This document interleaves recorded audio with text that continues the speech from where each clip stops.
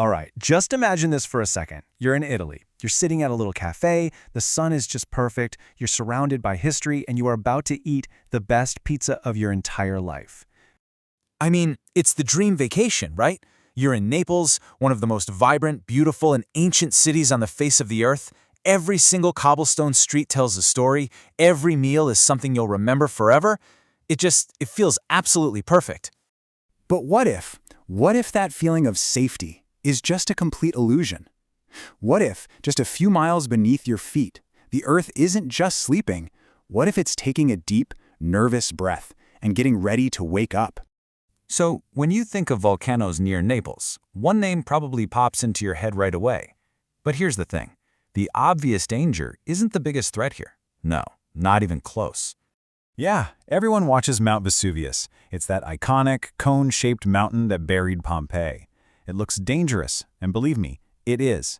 But the real monster is its neighbor, a thing called Campi Flegrei, which translates to the burning fields. And it's not some pointy mountain, it's a supervolcano, a massive depression in the ground that's so vast, a huge chunk of the city of Naples is literally built inside of it. You see, the entire region is alive with this incredible phenomenon called bradycism. And the easiest way to think about it is like the ground itself is breathing. It's this slow, rhythmic rising and falling, and it's all caused by immense pressure building up miles below the surface. Just imagine the Earth itself as this giant chest, inhaling and exhaling over centuries. And we could actually see the proof. On ancient Roman columns, there are these marks from sea creatures, which shows they were once underwater before the land rose back up again. But here's the scary part. That slow, steady breath, it's changing. In recent years, the ground has been pushing upwards at a terrifying rate. Geologically speaking, this isn't breathing anymore. It's more like hyperventilating. And that has scientists, you guessed it, deeply concerned. So how in the world do we know things are getting more dangerous? Well, it took a bit of a scientific detective story and a little help from artificial intelligence to uncover this hidden pattern. So, researchers gathered data from, get this, over 54,000 recent earthquakes in the area. Now, most of these were tiny, way too small for anyone to even feel. Now, if you were to just plot all that data on a map, it would look like total chaos. Just thousands and thousands of little dots everywhere. To the human eye, it was just static, a mess of information with no clear meaning. So what they do?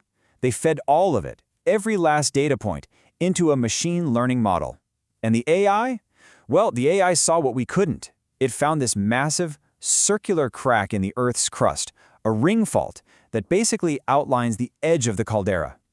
This discovery was huge because it showed how pressure is being focused, essentially creating a pipeline for magma and gas. The study also found that the city of Pozzuoli, home to thousands and thousands of people, is built on the absolute weakest spot in the entire system. It's like a crossroads of deep cracks. So the big takeaway here is this. The residents aren't just living near the volcano, they're living directly on top of its main exhaust pipe. And you have to understand, the earthquakes here are different. They're incredibly shallow, so the ground doesn't roll gently, it jolts upwards with this violent kick.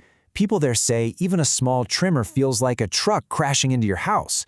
And those beautiful ancient stone buildings, they just weren't built for that kind of punishment. They crack.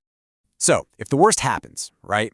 If all that pressure just becomes too much, we move from a geological problem to an absolutely terrifying human one, the evacuation. 500,000 people. Just let that number sink in. That's how many residents are living in the immediate red zone, who would need to be evacuated pretty much at a moment's notice.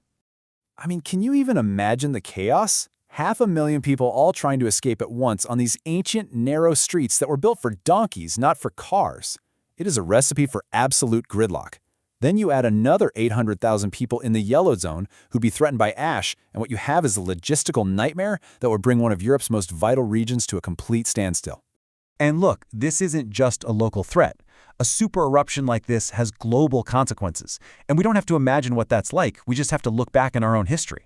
Back in 1815, Mount Tambora in Indonesia just exploded. It blasted so much ash into the atmosphere that it literally blocked sunlight and cooled the entire planet. The very next year, 1816, became known as the year without a summer. Crops failed all over the world, famine spread, disease followed. It was a global catastrophe all triggered by a single volcano. Now, the Tambora eruption was over 200 years ago, so you'd think, right? You'd think we'd be prepared for the next one. But, well, you'd be wrong. Scientists now estimate that there is a 1 in 6 chance of a major climate-altering eruption of that magnitude happening again this century. Those are just staggering odds for a civilizational-level threat. And this is the part that's truly shocking. As volcanologists point out, we spend billions and billions of dollars scanning the skies for asteroids, a threat that's far less likely to happen, while we have almost no coordinated global plan for the supervolcanoes we know are rumbling right under our own feet. And there is one final really alarming twist here. New research suggests that because of climate change, our atmosphere is now primed to make a volcanic winter even worse. So the cooling effect from a future eruption could be up to 15% stronger than it was in the past, amplifying the shock to our global food supply. So it really leaves you with a fundamental question, doesn't it? In our quest to protect ourselves from these distant cosmic threats, have we developed a planetary blind spot for the clear and present danger that is, quite literally, moving right beneath us?